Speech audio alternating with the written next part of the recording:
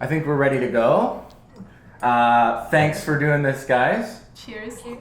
Cheers. Welcome, Kristina and Jessica, to the podcast. So I invited you here today to talk about UX research. And I've heard that you guys do some UX research, so I thought it would be great for you guys to come down and talk about your past, like how you ended up here, what you guys did in school, what you studied. Maybe we can talk about some of the stuff you do here at Loblaw Digital, right, as part of your UX research work. And then if we have time, I think we'll go for about a half hour or so. We can talk about, maybe I can get your opinions on some UX research trends or techniques, right? I think a lot of stuff has emerged in the last 10 years, and so we can talk about that stuff. Sound good? Awesome. Sounds great, yeah. Okay, so maybe you guys can start with how you ended up here. Where did you start your journey into UX research? Did you know? Was it always on the radar? I know for me, I didn't even know such a thing existed, right, when I first started, let's say, university, and I totally kind of got here unexpectedly. So you guys tell me about your journey here. Do you want to go first? Sure. So I went to the York Sheridan Design Program. Yeah. So I'm one of the alumni. And I remember that when I did my thesis project, they asked us to do some ethnography. So they asked us to actually go out and observe spaces and people, and they gave us this single-page handout, and they kind of explained that you're just supposed to stand there and watch. And I did it. I did it in a video games arcade space because I was exploring gaming at that point. And I remember that I enjoyed it, but I didn't quite understand what it was all about or what I was supposed to do with it. That was my kind of first exposure to research, and after that I haven't touched it for a number of years. I've been working more as a graphic designer and communication designer in the first couple of years out of school, focusing on web and digital the entire time. And then I started getting exposed to research through consultants and agencies. So in my role, I would usually be there when an agency or a consultant would come in. I would help them set objectives for usability testing or any other type of research that we would be looking at. And at the time, I would be working in-house at larger companies. So I was with Shoppers Drug Mart for a number of years. Before that, I was at a civil engineering company. And so I always kind of was on the outskirts of research practice, and I was always really curious about it. And then what attracted me to Loblaw Digital was that research was embedded in the design practice. So as a product designer, we do our own hands-on research. And when I started, I was designer number 5 on the team. We did not have UX researchers. We did not have a UX research team. So it felt like all of us had to learn fast on the job. And I think that it's not uncommon at this time in our industry, especially if you're at a startup or on a small team, where you have to figure things out by yourself. But there's so many resources out there. So that was kind of my path into it. And with hands-on research, I started with usability testing, so something that was kind of familiar to me, close to my design practice. And after that, I branched off to do some more interesting and more complex, I guess, methodologies. Okay. Wow, cool. It's amazing hearing that, Kristina, because realizing all the parallels that we have. I know that from previous conversations, we actually both went to the same school, so I think the York program has a really good structure for bringing out these different aspects of the design discipline. My research journey actually, I was trying to pinpoint it when Carmen, you reached out. I was like, I wonder when was that point? And I thought about it, and it actually was just before my 4th year of my undergrad. And I was training to run a half marathon, and I had never run that far in my life. I'm a big runner, and I knew it would, to essentially advance my practice, I had to go through a lot of training. And I just remember thinking to myself, like, I have no idea what to do here. So I just started talking to everyone. Anyone who's run a longer distance before. I was reading books like crazy. Little did I know, looking back on 8 months later, I was conducting my own research on how to run a marathon. And when I had to go do my thesis project in 4th year, I ended up doing it on just that, like how to advance your practice. And I remember thinking to myself, the race itself was amazing. It was one of the most amazing things I did, but I actually just enjoyed talking to everyone for 8 months and trying to figure out what was my best plan, what did others do, what can I learn from this space. So it's amazing how something like that naturally shapes the work you're doing. And after that, I just knew I wanted to keep doing projects of that scale and talk to as many people as I can. So I was working for a little bit at BMO and Rogers. Very, very different type of work. I think inherently I was still thinking, I'm going to become a print designer. I was like 100% convinced. I was working in publishing at Rogers for a little bit. I worked on a weekly magazine called Hello Canada, so it was really great. It was, oh my God, you did? Yeah, UK so Royals and just Canadian stars, but it taught me rigor. You had to get stuff out in a week. I remember the day Kate Middleton had her baby. It was 3 a.m. My dad woke me up. I was like, you gotta go to work. I'm like, yes, I do. So I really loved the design craft, but I knew something was missing. Having these weekly deadlines was wonderful, but I really wanted to talk with people and create things that were for a serious need. So I applied to do my master's degree in interdisciplinary design. So I thought it would be a good balance of combining my design practice, but at the same time, the program was at Emily Carr in Vancouver, and I really, really loved that it was 18 months of pure research. So it gave me the time to learn different research methods, explore them, work with industry partners. The school had a UX research lab, so I was conducting with different industry partners in BC, like hospitals, different brand organizations, and it was really based on partnerships with the school, but it gave me exposure to what UX research could look like as a professional career. So coming back to Toronto, which is home for me, I was looking for an agency that embedded research in their practice, and I stumbled upon Idea Couture. It was probably one of the best stumbling decisions I've ever made. They head-on approached every project with research and different forms of research methodology. So I learned a lot of design thinking, strategies for embedding in organizations, but at the same time I put a lot of my research methodologies into practice. And they also did a lot of foresight scanning, so it taught me about those future thinking methods.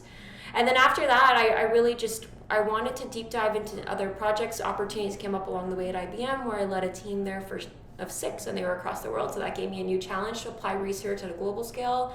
And then now I'm at Loblaw Digital, and this has actually been one of my most exciting adventures yet. As Kristina was saying, it's really easy to feel the research love here. You come in and the 20 plus designers are now very interested in research, Carmen one of them. So it makes my job easy. I'd say one of the big things I'm thinking about now is how you formalize research and how you embed that into the organization even further. Yeah. So not to put you on the spot as a test, but how would you define user experience research? How is it different from other types of research? And let's get into some of the tools and the methods. So how would you guys define UX research? So I would say, to me, coming at it as a craftsperson, I'm still deeply rooted in my practice as a product designer.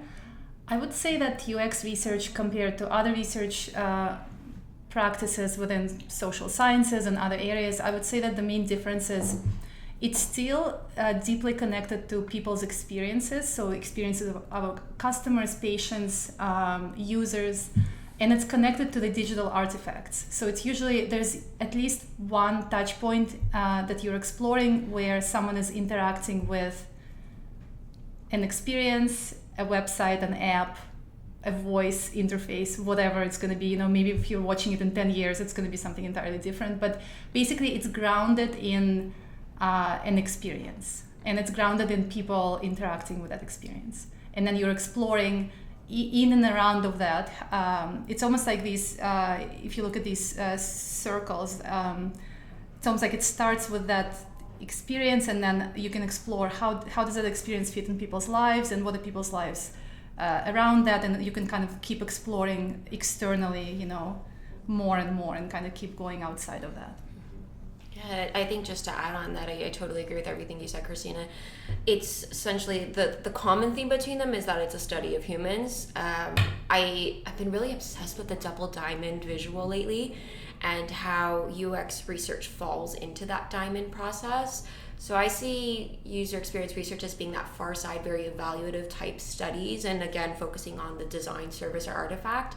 And then I'm kind of toggling between where design research falls on that double diamond. I think it's more on that left side, very generative, trying to understand the study, and that's almost kind of that jump off point into ethnography. So it's just at that point where you're really trying to understand how a human interacts with something. Okay. So can you talk about any of the initiatives or projects you've done here? Like maybe one that led to a really surprising or interesting insight?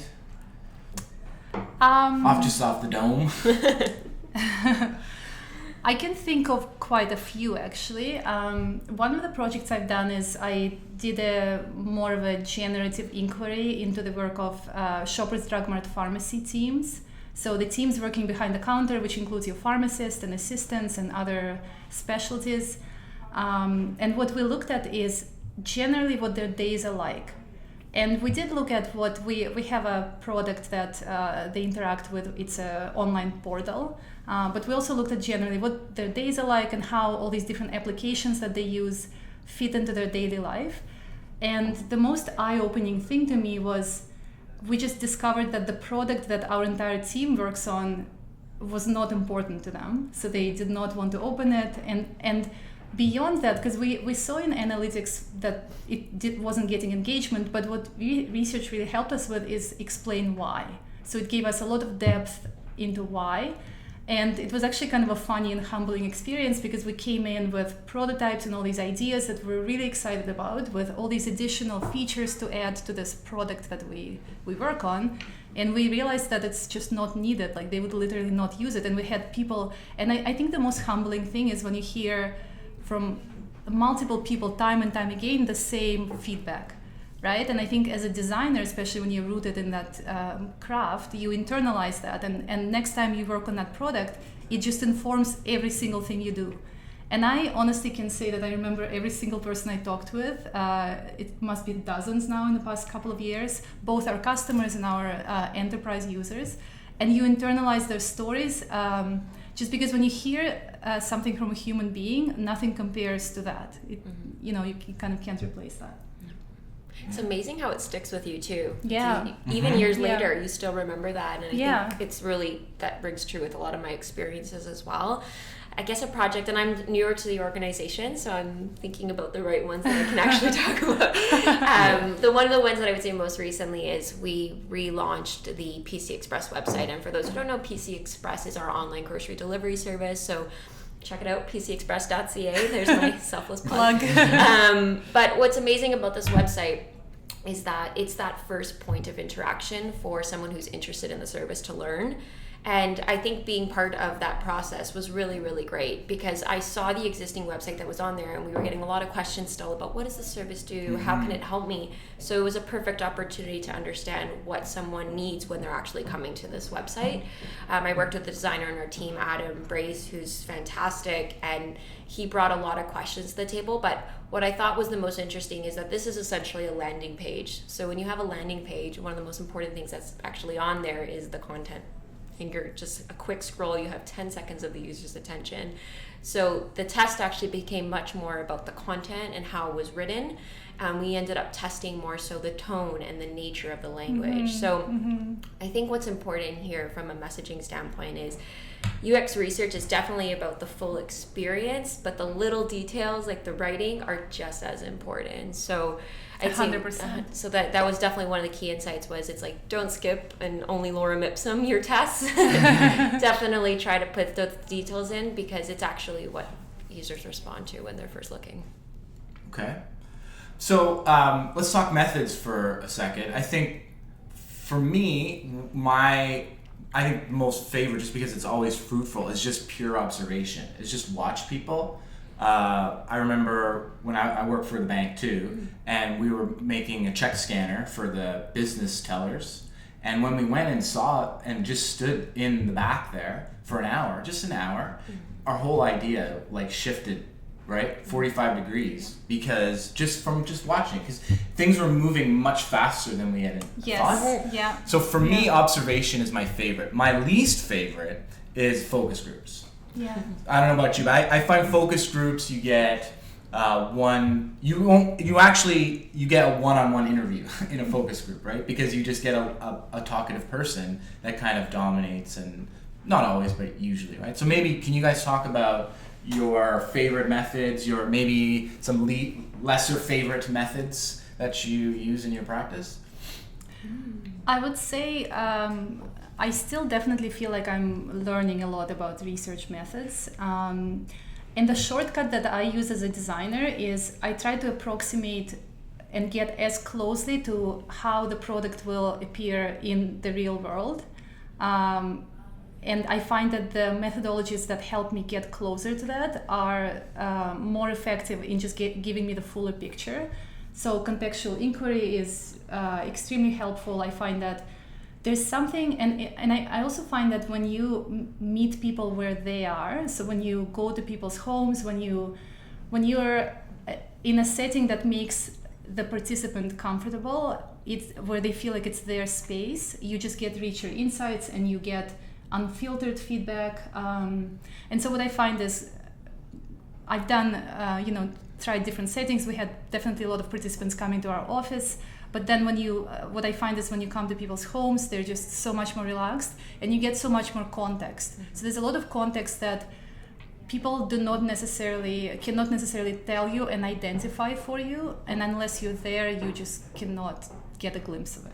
So Right. that, I would say, contextual inquiry so far is one of my favorite methodologies. Okay, so as close to the actual real thing as you can get. Yeah, and another methodology I'm very curious about and I've been incorporating in my practice is running experiments. So in that case, for example, if we're testing how would something perform at a store, instead of creating prototypes and again having people come here and try to simulate that experience, maybe taking over one store and trying it there and just running almost like a mini pilot, mini MVP. There's a lot of terms for that, but basically it's this experiments model where you try to approximate as closely as possible to what the final product will be like. Like a Wizard of Oz methodology, right? Someone's just behind there maybe acting like the back end. Exactly. Right? And then you can see how everything works. Exactly. Yeah. So what is the lowest fidelity we can get away with, especially with the back end, because it requires so much development effort. Until we fully commit as a team, how can we test it in the most in a way that approximates real life as closely as possible? Right. Okay. How about you? It's definitely similar. I love contextual inquiry. I think I've been recently really obsessed with digital diary studies. Okay. So it's essentially taking the physical format and bringing it digital. I think especially with the nature of our work here, we interact with our humans that we serve across the country. So in order to reach and access them really quickly, but it's also about that long-term understanding of what a human desires. If we think about some of the problems that we try to tackle in the organization, like the most obvious one being Loblaw is grocery, but naturally there's all of our different businesses. Like this long-term relationship, I'm finding it really fascinating, and I think I'm definitely seeing it, not to jump ahead into your subject, but as an emerging trend on how we're using digital tools to conduct research. The other aspects that I'm really interested in is how design research fits with quantitative methodology. So that's a really interesting space I'm exploring now, and what type of quantitative data do we need to really fuel the research method that we're selecting, and vice versa. Right. I think there's always a good play between Absolutely. quantitative. You were just saying, so the analytics kind of says, problem here, and then you go and you look, and then you can see what the problem is. And I've seen it go both ways in my research practice as a designer. So sometimes you do qualitative research and you get surprises. You hear things that you maybe didn't anticipate. You see patterns that you didn't see before. It happened with us with Shoppers Drug Mart pharmacies. We saw some patterns that had to do with demographics. Depending on where the store is located, it influences how people shop and the types of medications they choose and how they interact with digital offerings that we have. And then what we did is went back and asked a team that looks at store data, which is a large team within the organization, to run a larger quantitative analysis to see, does this pattern hold? Because Toronto, we did our research in Toronto. Toronto is kind of an unusual place, especially when it comes to demographics. It's very vibrant, ethnically diverse. And so we wanted to see, does that scale across the country or not? And then I've also done the opposite, where you start with quantitative insights like analytics, and then you Right. go in and you find out the why, because research or what made people act that way, because I think that qualitative research is so effective in giving those answers. Okay. I guess let's move into trends and stuff in UX research, because I think one of the biggest problems I see now, or challenges, is now that people are on board with research and we're doing lots of it, there's lots of research, and that's a problem, because there's a ton of stuff to go through, especially qualitative, right? In the forms of interviews or video. Like video analysis takes forever to analyze, right? And so how do you see that challenge being addressed in the next couple of years? Or if maybe it's just something we got to deal with and work through? Maybe I'll take this up quickly and then I'll let you speak, Yeah. because I think that this It's probably like a hot topic in my mind. You I can know, tell. right? Yeah, so I would say when it comes to research trends, my career has kind of mirrored the way our design industry, UX industry has developed in Toronto. So I started off very much rooted in this practice. I think that it was rooted in ad agencies and design studios where you come in as an expert, you have an opinion. And then I really shifted towards taking in as much input as I can from our customers, our users. And so it almost feels like you should not have an opinion. And as a designer, you struggle with that, because you whatever opinions you collect influences your work.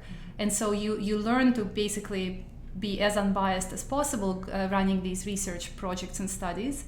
But what I've been considering lately, and I think there's maybe a trend in our industry as well, that a researcher should have an opinion. You should ultimately have a point of view, because when you are in meetings with stakeholders, when you're making a case, you do have to pick and choose sometimes what you fight for. And I think that there's no such thing as unbiased data even.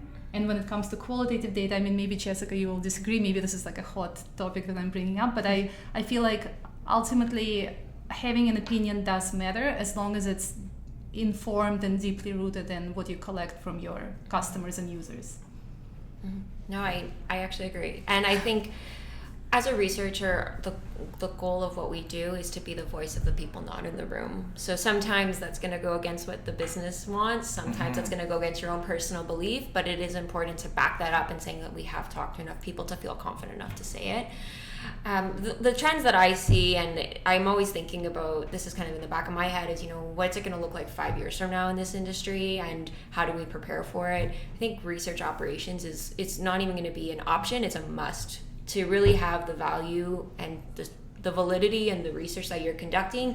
We need practitioners who are solely focused on making sure that we have strong input from customers that's been screened, that's been validated, and that we feel confident in the participants coming in. Yeah. And that's one of the big ones for sure. The other side of it is just automating some of the processes. So right now I see just so many different research tools emerging, and we're using a lot of them at Labo Digital. We're actually trying to pave the way in trends. We're working with a lot of awesome companies in doing so. But there still is a lot of manual work that ends up being on the head of the designer and also the researcher who is embedded in that team. So it's kind of a collaborative effort. So I can see a lot of those processes being automated.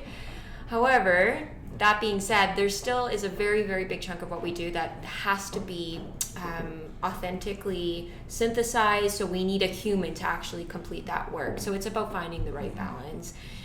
I definitely see other design research methodologies emerging with technology. So I spoke to one earlier about digital design, digital diary studies, but mobile ethnography is very much a trend that's building out now. It's how we use the tools that we have to effectively capture data as quickly as we can. So talk about those just briefly about what a digital diary or so mobile ethnography. It does take a lot of, I would say, the traditional format of a diary study for that one specifically, but instead of asking users to capture with pen or marker in a physical format, they're doing it digitally or using their voice to actually input information, so it becomes really quick and you can actually join along the journey.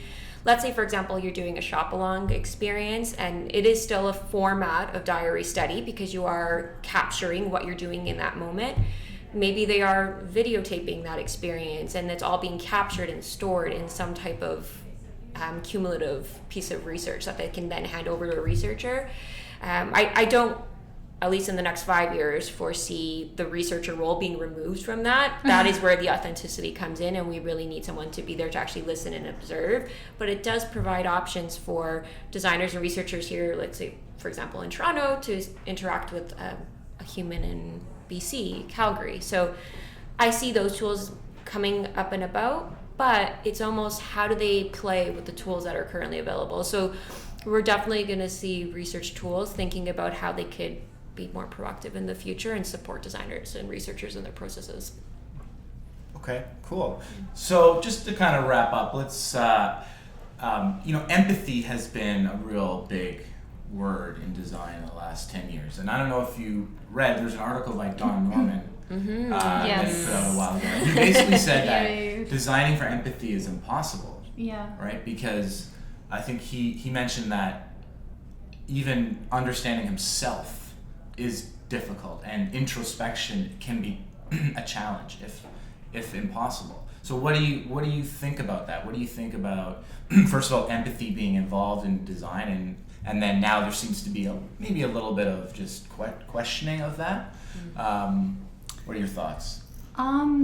I would say that empathy is one of those words that's been so deeply overused, but it's also such a deeply meaningful word, and it's so central to our practice. I think there's a reason why it's just appears in dozens of Medium articles and in Don Norman's article.